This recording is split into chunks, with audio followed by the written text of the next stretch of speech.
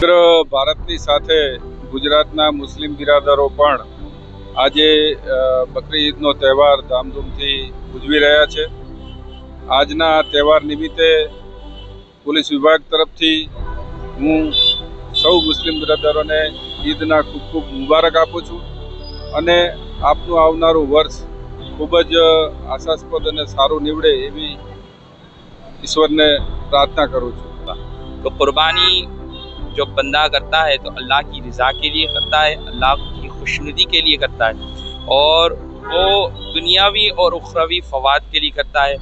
और मेरी सूरत और अहले सूरत से गुजारिश है कुर्बानी करे तो अल्लाह की रज़ा के लिए करे और सफाई सुथराई का ख़ास ख्याल रखे और गवर्नमेंट की गाइडलाइंस के एतबार से कुर्बानी करने की कोशिश करे. જે સેવાને સમાજ તરફથી બી બિરદાવવામાં આવી છે કે ના ભાઈ હિન્દુ સમાજના વ્યક્તિ હોવા છતાં અમને આજુબાજુના કોઈ માણસોની તકલીફ પડવા નથી દેતા અને જવાબદારી સ્વીકારે છે.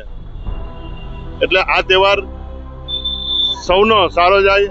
આખા સુરત શહેરની આખા દેશની અંદર બકરી ઈદનો તહેવાર શાંતિમય વાતાવરણમાં ઉજવવામાં આવે અને સારા મેસેજ જાય એવી હું આપ સૌને શુભેચ્છા આપું છું.